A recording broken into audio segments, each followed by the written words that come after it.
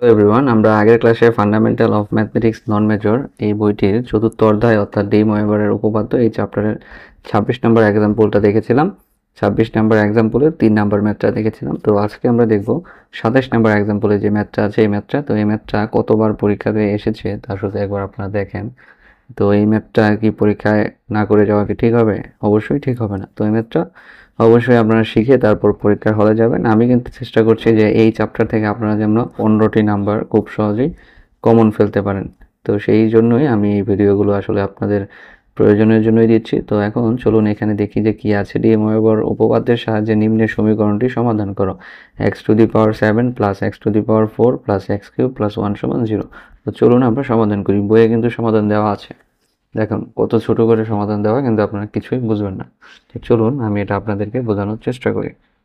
তো এখানে যে ডাকটা ছিল আমি সেই অঙ্কের ডাকটা এখানে লিখে নিলাম।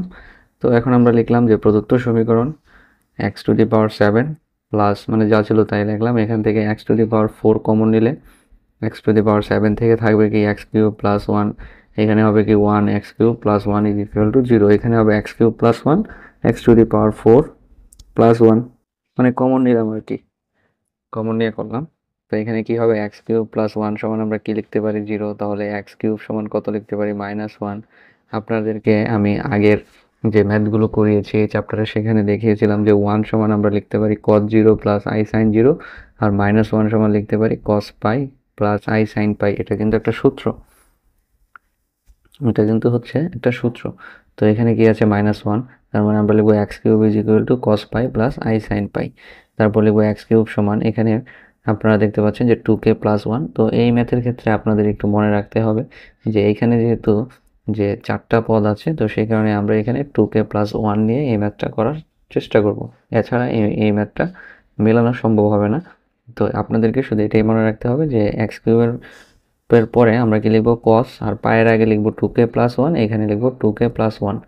লেখার পর এখানে আমরা লিখবো x ইজ ইকুয়াল টু 3টাকে আমরা এই পাশে নিয়ে আসবো।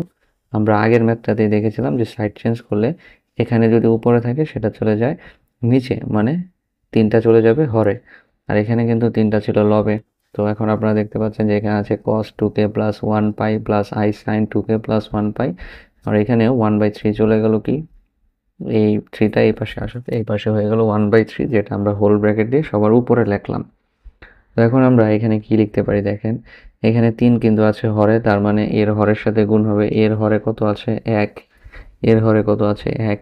তো আমরা লিখবো 2k প্লাস 1/3 কোন 3, এই যে এই 3 পাই, এই যে পাই plus i sin 2k plus 1/3 পাই, যেখানে k সমান 0 1 2 3 4 5 এরকম হতে পারে। তো আমরা লিখলাম যে k সমান 0 1 2 3 বা 1 2। তারপর আমরা লিখবো যে আবার এই যে x⁴, এই যে আরেকটা পদ ছিল না, x⁴ প্লাস 1 সমান কত ধরবো 0, x⁴ সমান ধরবো -1, -1 সমান আমরা লিখবো যে এটা লিখলাম। তারপর x⁴ সমান আগে আমরা ধরেছিলাম 2k প্লাস 1, আর এবার আমরা ধরবো 2r প্লাস 1 পায়ের আগে। তো এখানে হবে x⁴ is equal to cos 2r plus 1 pi plus i sin 4r plus 1।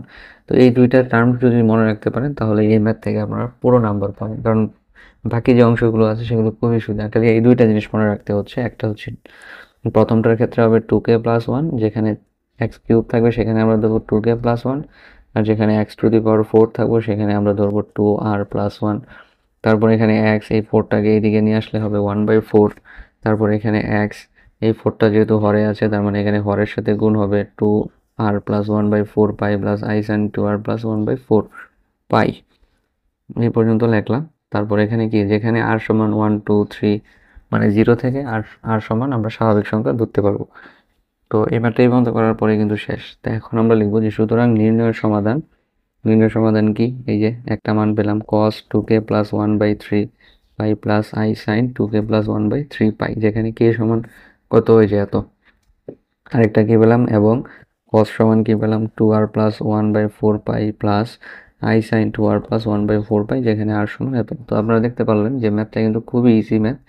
খালি ম্যাথের এই যে এই দুইটা টার্ম শুধু আপনাদের মনে রাখতে হবে, তাহলে আপনারা এই ম্যাথটা করতে পারবেন। আর এই ম্যাথটা পরীক্ষাতে আসলে 5 নাম্বার হিসেবে আসবে।